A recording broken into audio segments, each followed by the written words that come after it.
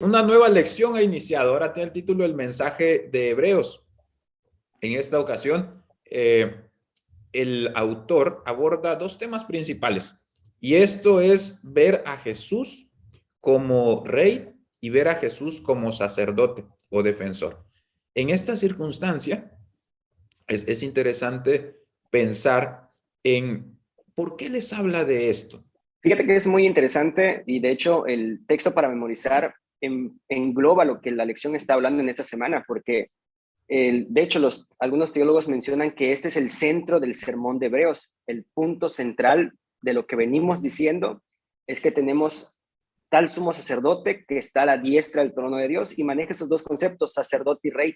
Yo creo que son los dos conceptos que nos traen grandes bendiciones para nuestra vida o que son de gran implicación para nuestra vida cotidiana. Saber que Jesús es rey y saber que Jesús es sacerdote tiene ese contexto general que nos invita a percibir todo lo que viene con esos dos aspectos, dos funciones, por poner esas palabras, dos funciones de Jesús, que es rey y que es sumo sacerdote. Así que yo creo que el mensaje de Hebreos se fundamenta sobre esto y lo hace porque el sentido práctico para sus lectores es impresionante con esos dos temas de las funciones de Jesús. Bien, hay que recordar de forma por encimita, para no abordar mucho, quiénes eran los lectores. Y es que eran personas que estaban pasando por dificultades. La teología nuevamente debe llegar a ser útil para nosotros en los problemas que estamos pasando. Así, la epístola a los Hebreos nos enseña cómo es importante en los problemas de la vida cotidiana recordar quién es Jesús. Recordar quién es Jesús nos permite vivir confiados. En una ocasión, un pastor me preguntaba, pero ¿de qué le va a servir a tal hermano que está pasando por alguna dificultad emocional, alguna dificultad financiera, recordar o saber de teología, saber del santuario? Bueno, en esta semana el autor de Hebreos nos recuerda que sí sirve, nos recuerda cómo es funcional esto y nos recuerda cómo es que las promesas hechas a Jesús como rey son relevantes para cada cristiano en la vida cotidiana. Así que vamos a empezar hablando de Jesús como rey. Fíjate que este punto es muy interesante, o sea, hablar de Jesús como rey, para empezar, el aspecto práctico que tú mencionas, era muy importante reconocer a Jesús como rey porque ellos eran obligados a arrodillarse o a tributar culto al emperador o a esos elementos que surgen, ¿no? Así que ellos están contra la espada y la pared. Por un lado son perseguidos o fueron perseguidos, como veíamos la semana pasada, y ellos eran acusados de varias cuestiones contra la sociedad, de incitar a hacer ciertas cosas que nada que ver con los cristianos. Así que el percibir a Jesús como rey tiene que ver con esta parte de que ellos entienden perfectamente, en primer lugar, que no pertenecen a este mundo, que su reino está subordinado al reino celestial. Y hay una conexión entre el reino celestial y lo que somos aquí. Hebreos habla mucho de eso. Hebreos dice, recibiendo el reino inconmovible, esperamos la ciudad por venir. Hay muchas alusiones al concepto del reino que ya son propias de la vida del creyente. Y esa es una implicación práctica de Jesús como rey. O sea, saber que Jesús está sentado a la diestra del trono de Dios nos invita a vivir de cierta manera, que es el punto también que enfatiza Hebreos. Tengan cuidado de apostatar, de deslizarse, porque tienen a su rey en el cielo y debemos tributar gloria y honra al rey que está sentado a la diestra del trono de Dios. Creo que podemos iniciar con ese punto de Jesús como rey. En este sentido, nuevamente el abordaje que se realiza de identificar a Jesús como rey nace nuevamente en la historia del pueblo de Dios. Es decir, los versículos que utiliza Pablo para referirse a el cumplimiento de la promesa son versículos que hablan de la promesa que se le hizo a David. David, una persona real, David a quien Dios utilizó y queda como un tipo cumpliendo así una profecía que llega a evidenciar lo que Jesús viene a lograr en favor al pueblo.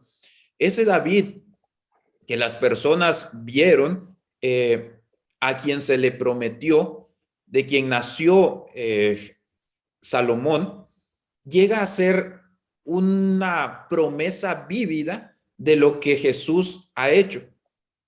En este sentido, el texto que se utiliza allí, y ahorita vamos a hablar del diálogo, pero lo que encontramos aquí es que Pablo ve a Jesús como el cumplimiento de una promesa hecha a David y aborda o involucra elementos como es el templo, como es el lugar de adoración y como es la dinastía. Ese sentimiento, podríamos decir también patriótico, si podríamos hablar de esto, le da a ellos la oportunidad de identificarse, no pensando en solamente el futuro, no pensando solamente en el cielo, sino pensando en las promesas que Dios cumple en el aquí y el ahora, lo que Dios puede hacer en la transformación de la vida de los seres humanos. Así, pensar en Jesús como rey invita a este grupo de personas cristianos que estaban siendo perseguidos con los elementos que tú has mencionado, la adoración y tener una sociedad o dejarse llevar por la sociedad, los desafía a que puedan ellos tomar decisiones, a que puedan ellos en la vida cotidiana pensar en, bueno, hay un reino en esta tierra, pero yo estoy viviendo ya en el reino de Cristo que ha sido inaugurado. Sí, y es que es bien interesante esta parte porque cuando nosotros vemos, tenemos dos elementos, ¿no? En la Biblia. La entronización de Jesús se presenta, o la instauración de Jesús como rey, la vemos en Apocalipsis 4 y 5, pero lo vemos con elementos simbólicos, con ecos, con alusiones. Aquí en Hebreos lo vemos a través de citas, como bien mencionas, citas de promesas que fueron hechos a reyes davídicos, que fueron hechos en el contexto incluso de Deuteronomio, algunas citas son tomadas de allí. Y me llama mucho la atención, y creo que tiene que ver con lo que mencionas también, que esta parte de la implicación de Jesús como rey en el momento presente en el que ellos viven es parte de la esencia misma de Hebreos, porque podemos ir viendo que uno de los elementos que Hebreos presenta es que podemos acceder directamente ante el trono de Dios. Por ejemplo, en Hebreos 4, 16 y 10, Hebreos 4, 12, si no me equivoco, 14 también, tenemos acceso al trono de la gracia. Hay varias ocasiones en las que Hebreos presenta el tema de que nosotros Jesús está esperando a poner a sus enemigos por estrado de sus pies, pero que también nosotros podemos hacer lo contrario, desechar a Jesús como rey y ponerlo por estrado de nuestros pies.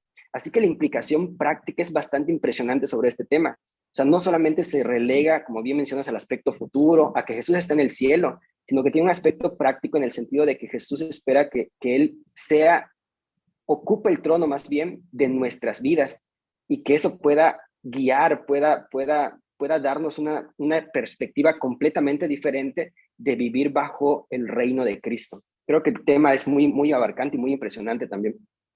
Sí, en este sentido, el hecho de que Jesús sea el cumplimiento de las promesas nos da el énfasis de cómo Jesús es nuestro defensor. Antes de ser sacerdote, él logra más bien mediar lo que se ha prometido.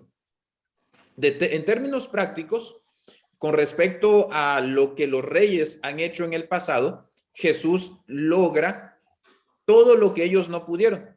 Cuando vemos la historia de los reyes, hijos de David, ya ni siquiera hablemos de los reyes del norte, pero de la tribu de Judá, prácticamente dos reyes se dice que hicieron lo recto ante los ojos de Dios. Pero aún esos dos reyes, al final de su vida, se equivocaron. Es decir, Ezequías y Josías, al final de su vida, aunque hicieron lo recto ante los ojos de Dios, fallaron. Salomón, el que se había prometido que haría las cosas, el que realmente se le dijeron las palabras, ni siquiera hablemos de él. En este sentido, el pueblo puede estar pensando, Dios se equivocó. Es decir, no va a venir ningún rey a salvarnos, no va a venir nadie a ayudarnos. ¿Qué va a suceder en esta crisis? En medio de esa pérdida de identidad, de esperanza, Pablo llega y dice, no, la promesa sí se cumplió. El rey prometido fue Jesús. A él se le dijo realmente, tú eres mi hijo, yo te he engendrado hoy. Esas palabras son la entronización de Cristo, ya no en un reino terrenal, ahora en el cielo, en el trono de Dios. Y se le ha dicho también, siéntate a mi diestra, dice, hasta que ponga a tus enemigos por estrado de tus pies. De esta forma, la exhortación que se da en el capítulo 2 llega para nosotros, fiel y firme, debido a que Jesús ha logrado lo que nadie ha podido. Jesús es el Rey. Él está coronado y de esa forma nosotros podemos rendirnos a sus pies. De esa forma, nos permite también el libro de Hebreos pasar al la segunda parte de este tema, que es realmente lo que Jesús logra, pero ahora no solamente con respecto al reino mesiánico, sino ahora con respecto a la obra en el santuario, en el templo. Y aquí hablamos de Jesús como el sacerdote. Sí, y creo que cuando nosotros vemos esta perspectiva, a mí me recuerda de manera muy personal, no sé si a ti te recuerda, Daniel 7, 8 y 9 parecieran ser, o estar relacionados con Hebreos también, porque Daniel 7 nos presenta a Jesús como rey, Daniel 8 nos presenta a Jesús como el sacerdote, y Daniel 9 nos presenta a Jesús como el sacrificio. Es justamente esos temas que domina también Hebreos. Jesús como el rey prometido, Jesús como el sumo sacerdote, de acuerdo a Salmo 110, y Jesús que cumple la función de mediador por causa de su sacrificio en la cruz. Ahora, la importancia del tema del sumo sacerdote es algo bien fundamental, porque ya en Salmo 110 se prometía que el Mesías o el rey que el Señor iba a instaurar, que utiliza las palabras justamente que Hebreos utiliza, que es siéntate a mi diestra hasta que ponga a tus enemigos por estrado de tus pies, se le prometía a ese personaje que él iba a tener el sumo sacerdocio de Melquisedec. ¿Y qué implica el tener el sumo sacerdocio? Implica varias cuestiones, pero una de las más fundamentales tiene que ver con la expiación del pecado, que es justo con lo que arranca Hebreos en el capítulo 1. En el capítulo 1 dice que él se ha sentado a la diestra del trono de Dios a causa de que él ha vivido una vida de entrega a Dios y que con su muerte él ha expiado nuestros pecados. Es decir, hay una relación intrínseca entre ser rey y ser sumo sacerdote. Pareciera que están interconectadas. Lo que en el Antiguo Testamento parecieran desconectados porque el rey y sacerdote no podían ser la misma persona, pero en Hebreos pareciera ser que la base para que Jesús sea rey y la base para que sea su sumo sacerdote es que ambas se complementen en la misma persona que es Cristo Jesús. Y en ese sentido adquiere una perspectiva el sumo sacerdocio mucho más abarcante de lo que estaba en el Antiguo Testamento con los sacerdotes arónicos.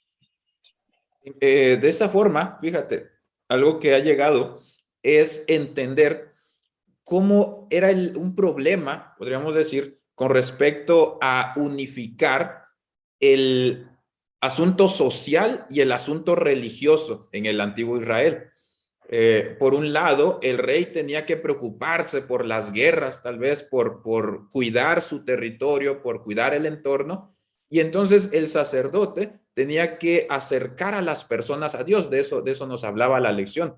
El sacerdote estaba para mediar entre Dios directamente y el hombre. El rey estaba para mediar entre los hombres. Y de esta forma, muchas veces se hacía énfasis en uno más que en otro. A veces el rey se olvidaba de sus responsabilidades o no le hacía tanto énfasis a la oportunidad de participar al sacerdote, no seguía los consejos y entonces el pueblo también se apartaba. Por el otro lado, si alguien se enfocaba directamente en solo lo que se tenía que hacer en el templo, sin preocuparse por todo lo demás, pues no iba a ser una sociedad bien regulada. Jesús llega y dice, hay solución para esto. Hay solución para la vida cotidiana. El evangelio no nos excluye de la sociedad. De hecho, el evangelio es el único que puede ayudarnos a construir una mejor sociedad. Educarnos en este sentido con las leyes del evangelio, siendo hijos del verdadero rey, podemos ser ciudadanos de este reino. De esa forma, Jesús logra unificar estos dos. Y ahora, ¿de qué nos sirve entender que Jesús es nuestro sacerdote? ¿Cómo nos afecta? Pues para empezar, yo creo que tiene que ver con el aspecto de la mediación, ¿no? O sea, Jesús es nuestro mediador ante Dios. Él es el que permite esa relación con Dios que antes o que por el pecado se había quebrantado. Pero no solamente eso, Jesús también puede, así como el sacerdote hacía en el Antiguo Testamento, transformar nuestras vidas. Y el sumo sacerdote no lo hacía por su propia cuenta, era un reflejo, una imagen de la obra de Jesús. Pero Jesús sí puede hacerlo de manera propia, de manera personal, porque Él es el sumo sacerdote prometido. Yo creo que en el aspecto práctico podemos nosotros tener esa plena convicción de que de que Dios nos va a escuchar, o sea, de que tenemos en el cielo a una persona que está presta a interceder por nosotros para que nuestras oraciones sean escuchadas y que puedan ser contestadas. Y qué interesante es que esta misma persona que intercede es también nuestro rey que nos defiende, porque es parte del propósito de ser rey, defender al pueblo. O sea, al unificar estas dos funciones, Jesús intercede por nosotros, pero también nos defiende del enemigo. Y creo que es algo que necesitamos continuamente como creyentes en Cristo y como seres humanos. La defensa de Dios de los ataques que Satanás continuamente nos realiza, pero también intercesión porque necesitamos ser transformados continuamente por el Espíritu Santo. Vamos a algo que sucedía, podríamos decir, continuamente en el pueblo de Israel. Alguna situación en la familia, eh, alguna situación en la sociedad. Las personas tal vez pensaban en ir con el rey a solucionar algún problema de tierras, algún problema de malos entendidos, alguna demanda, lo que llamamos ahora. Iban ante el rey. No se acercaban tal vez al sacerdote, pero tenemos esto que ahora dice Jesús se interesa por nosotros en todos los aspectos de nuestra vida. Jesús es el que no solamente se trata de estar en comunión con Dios y nuestra vida devocional, estar firme, no, sino ahora, dice, podemos nosotros evidenciar cómo es que esa interacción directa con Jesús llega a ser necesaria para que nosotros podamos vivir tranquilos, vivir firmes y vivir confiados. Claramente haciendo una diferencia en la sociedad que nazca de esa relación estrecha que Dios quiere tener con nosotros. Así, el israelita actual, el israelita, el que es simiente realmente de Abraham, dice, puede acercarse ya no solamente a un rey, la dinastía ya había acabado, ni al templo, de hecho estaba a punto de desaparecer, dice Hebreos mismo.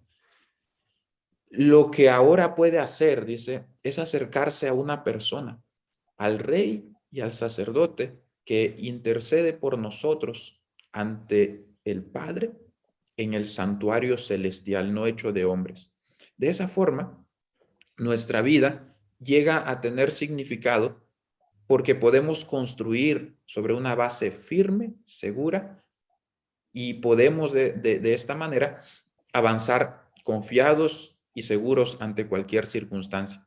Y es relevante decir todo esto porque el pueblo estaba pasando por dificultades. El pueblo tenía problemas y tal vez estaban preguntando, bueno, Jesús ya no está con nosotros. ¿A quién vamos a ir? Ya no hay un rey.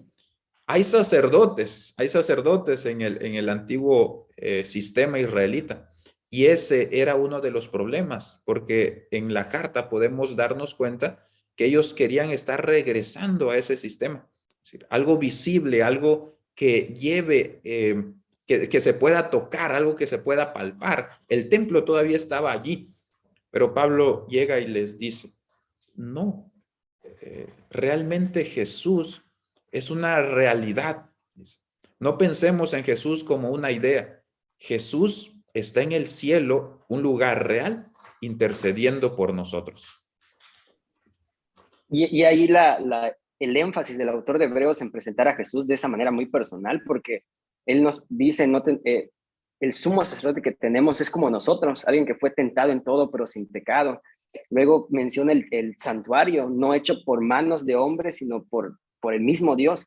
Elementos, como bien mencionas, elementos físicos que nos permiten tal vez no verlo en la realidad, pero sí creer, y es un tema que va a estar recurrente también en la carta, a través de la fe como confianza en que las cosas son reales, aunque no lo veamos, tener la plena seguridad de que físicamente Jesús se encuentra en ese lugar que Dios estableció y que está llevando a cabo el proceso por el cual nosotros podemos ser transformados a través del Espíritu Santo. Y es en esa dinámica, pienso yo, que el mensaje a los hebreos tiene una connotación importante para nosotros. No podemos ver a Jesús, no podemos ver el santuario tal vez, pero por fe creemos y sabemos como una realidad que Él está sentado a la diestra del trono de Dios y que Él está intercediendo por nosotros como sumo sacerdote. Es la seguridad que tenemos al ahora corroborar otra promesa. Hebreos hace énfasis en esta otra promesa que es la realidad del nuevo pacto. La realidad del nuevo pacto inaugurado, ahora unificando al rey con el sacerdote, siendo Jesús mismo el sumo sacerdote y el rey especial.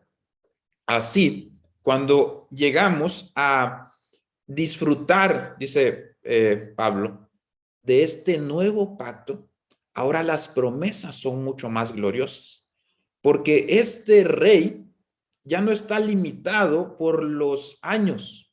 Es decir, puede ser esta dinámica de los reyes, habían momentos donde el rey estaba en su máximo esplendor y hacía todas las cosas para el bienestar del pueblo, para estar bien con Dios. Había también momentos donde un sumo sacerdote guiaba al pueblo a Dios, pero luego morían estos y la dinámica cambiaba y las personas ahora dejaban de hacer lo que estaban acostumbrados a hacer. Pero Pablo dice, ahora este sacerdote y este rey llega a ser para siempre. No vamos a estar con miedo a, ¿y si Dios cambia? No. Dios es el mismo ayer, dice, hoy y por los siglos de los siglos. No tiene que ver con que Dios ya ha determinado todo. Tiene que ver con que Dios, su carácter, la personalidad de Él, el interés que tiene por nosotros, lo que Él es y los planes que Él tiene de salvación, de estar con su pueblo, siempre serán una realidad. Y es que es en ese sentido que el pacto es nuevo, pues porque en cierto modo el nuevo pacto implica que el que está a la cabeza, como bien mencionas, no es un humano en sí, como un ser humano normal como nosotros, sino el que está a la cabeza es Dios mismo. Y esa presentación de Dios como el nuevo mediador del pacto a través de la persona de Cristo Jesús es lo que le da el sentido de que el nuevo pacto sea superior al antiguo pacto. No tanto porque la ley cambie o porque se maneje una nueva forma de ver la ley, sino porque el que está detrás del nuevo pacto, haciendo el pacto con nosotros los creyentes, es Dios mismo directamente a través de la persona del Hijo, que es Cristo Jesús, que es nuestro sacerdote y que es nuestro rey. Y el nuevo pacto en ese sentido sobrepasa el antiguo pacto que era sostenido por sacerdotes, como bien mencionas, humanos, por reyes humanos, pero que ahora tenemos a uno que vive por los siglos de los siglos. Y eso es algo maravilloso entender en este aspecto del nuevo pacto. En este sentido, la dinámica que se maneja en el libro de Hebreos con respecto a los diálogos que encontramos aquí, llena de esperanza nuestras ideas y nuestros planes. Porque cuando nosotros abordamos o entendemos la dinámica que se desarrolla, una autora ha propuesto lo siguiente, que Dios le habla en primer lugar a Jesús como el Hijo. Encontramos esta dinámica. Si usted puede leer con detenimiento, va a encontrar cómo el Padre le habla al Hijo y el Hijo le responde. El Hijo responde a esa responsabilidad que el Padre le ha dado. Interesantemente, se nombra a Jesús como rey en primer lugar, el primer diálogo, y Jesús entonces responde y dice, bueno, tú me has hecho rey, y entonces yo me acerco a ti, le dice, con todos los hijos que me has dado. La siguiente dinámica es de que el Espíritu Santo hace una exhortación a los hijos. Esa exhortación que el Espíritu Santo hace a los hijos permite identificar nuestra responsabilidad, lo que nosotros debemos hacer debido a tener la responsabilidad de Jesús como rey y nos permite también ver que no es Jesús solamente el interesado en nuestra salvación, sino el Padre está interesado en la salvación de cada uno de nosotros. Así podemos ver que Dios, la intimidad de la Trinidad, están interesados en la salvación del ser humano. Es cierto, esta dinámica es muy interesante. Yo cuando analizaba este diálogo que propone tanto el autor del material complementario de la lección como otros autores, me volvía a la mente Daniel, porque Daniel justamente dice eso, el reino es dado a uno como hijo de hombre, pero después cuando pasamos a Daniel dice que el reino es dado a los hijos, a los santos del Altísimo. Y a mí se me relaciona perfectamente con esto que Hebreos menciona en el primer diálogo familiar. En el segundo diálogo tiene que ver justamente con Jesús como sacrificio, la cuestión del nuevo pacto. Jesús responde que sacrificio y ofrendas pediste, pero yo te doy mi cuerpo, haciendo referencia que fue a través de la muerte de Jesús que obtenemos la salvación y el perdón de nuestros pecados. Y este diálogo familiar, porque es como lo denominan algunos autores y también lo denomina el pastor Cortés en el material complementario, este diálogo familiar justamente realza esa parte del plan de salvación que tú mencionas. Nos presenta un Dios que está interesado, las tres personas de la deidad están interesadas en el mismo propósito, que es que los hijos puedan llegar a aceptar y a vivir esa salvación prometida a través de la persona de Cristo Jesús y que sea válida para su vida. Tanto el Padre como el Hijo como el Espíritu Santo trabajan en armonía para lograr ese propósito. Y Hebreos va como que escalando en estas partes. Tenemos dos diálogos donde se dirige Padre, Hijo y el Espíritu Santo como que le habla a los demás hijos, a toda la audiencia de Hebreos que abarca a nosotros. Pero la tercera parte es significativa porque ya no tenemos al Padre hablándole al Hijo. Ahora tenemos al Padre hablándole a todos los hijos y tenemos una respuesta de los hijos también que recae en el motivo de la fe o la confianza en Dios sobre la base de lo que Cristo ha hecho en nuestras vidas. Y ese diálogo es bastante fundamental en ese aspecto, que nosotros encontramos confianza en Dios por el plan de salvación que se ha ejecutado en nuestro favor y al que nosotros podemos acercarnos no por nuestros méritos, sino por lo que hizo el Hijo en la cruz del Calvario, que ahora es nuestro Rey y nuestro sumo sacerdote. Así es. Y esto con respecto a la diferencia del nuevo pacto con respecto al antiguo es significativo, porque cuando analizan estos diálogos se ha propuesto lo siguiente, que esta dinámica, dice, permite ver cómo es que la promesa hecha a Jesús fácilmente o realmente se está refiriendo a la promesa que recibirán todos los que estén en relación estrecha con Jesús. Básicamente es esta misma idea con respecto a Juan, cuando dice, quien tiene al Hijo, lo tiene todo. El Hijo ha logrado lo que nadie pudo. el Hijo ha logrado hacer realmente el nuevo pacto. El antiguo pacto estaba centrado en sacrificios que eran imperfectos, dice, en sacerdotes que eran imperfectos, en un santuario que era imperfecto, completo, necesario y Dios, y bueno, porque Dios había mandado que se hiciera, pero incompleto.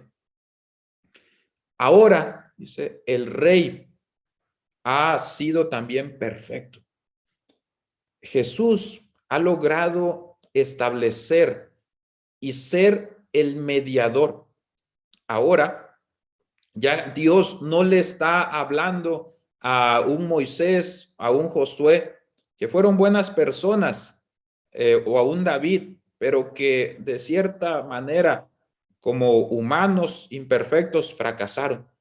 Ahora, las promesas se están haciendo a Jesús, el que no ha fracasado, el que en todo momento puede estar firme para tomarnos, nosotros asirnos de él y salvarnos.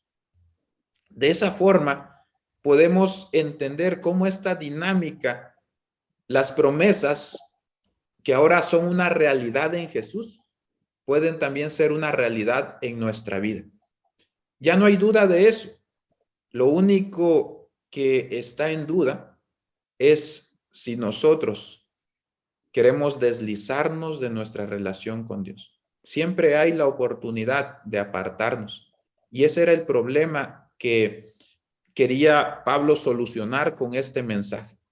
Jesús es suficiente para cada una de las etapas de tu vida. Es el mensaje.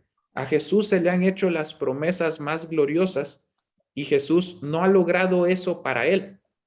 Regresamos a Daniel 7. Al final dice que los que reciben el reino son los santos del Altísimo. Esas personas que tal vez pasaron por dificultades, pero que realmente ellos no ganaron el reino. El que ganó el reino fue el Hijo de Hombre, Jesús, quien es suficiente para que nosotros podamos estar en paz con Dios. Yo creo que es una manera muy fundamental de cómo cerrar el libro mismo, ¿no? En este sentido de la apropiación de las promesas de Jesús sobre la base de lo que él hizo. Y es como finaliza, de hecho, el diálogo. El diálogo dice, y ahora podemos decir nosotros confiadamente, con esa confianza, con esa fe, que no tenemos que tener temor porque el Señor es nuestro ayudador. Y qué maravilloso es eso, esa confianza que finaliza el libro de Hebreos o el mensaje del libro de Hebreos es una nota de una firme convicción de que nuestro rey, nuestro sumo sacerdote, está allí para estar siempre de nuestro lado y para dar las bendiciones que él ha recibido y que no merecemos, pero que él nos las da por su gracia y por su misericordia. Así que yo creo que en forma muy resumida el autor bien pudo haberse quedado con ese versículo de nuestra lección para memorizar. El punto central que nosotros tenemos que apropiarnos en nuestras vidas es que tenemos tal sumo sacerdote que se sentó a la diestra del trono del Padre en el santuario no hecho por hombres, sino hecho por Dios mismo. Y esa es la verdad maravillosa que debemos tener en nuestras vidas hasta que Cristo venga. Bien. De esta forma, en la ocasión cuando se me preguntó por qué debe una persona que está pasando por dificultades escuchar el tema del santuario, le respondí con una cita de la señora White, donde mencionaba cómo es que Jesús, dice, es un ancla firme del cual podemos asirnos. Jesús no solamente está preocupado por nuestra vida a futuro, no solamente tiene que ver con, bueno, tenemos una promesa de resurrección, cualquier cosa que nos puede pasar, hay una promesa de resurrección. No, el libro de Hebreos nos recuerda que el hecho de que Jesús esté en el seno mismo de la Trinidad, donde un humano ahora está allí, Jesús se presenta en el capítulo 2 diciendo, aquí estoy yo con los hijos que tú me has dado.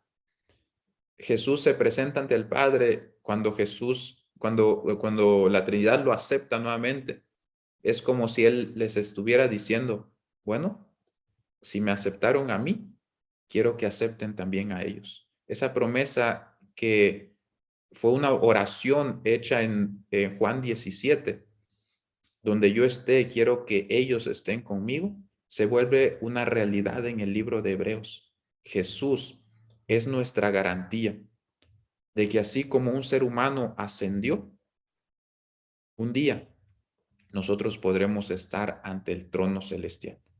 Pero mientras no estamos allí, podemos acercarnos directamente con la confianza como si ya estuviéramos. No hay nada que temer. Conocer la teología, conocer lo que Jesús hace en favor a nosotros, nos debe motivar a tomar decisiones en la vida cotidiana.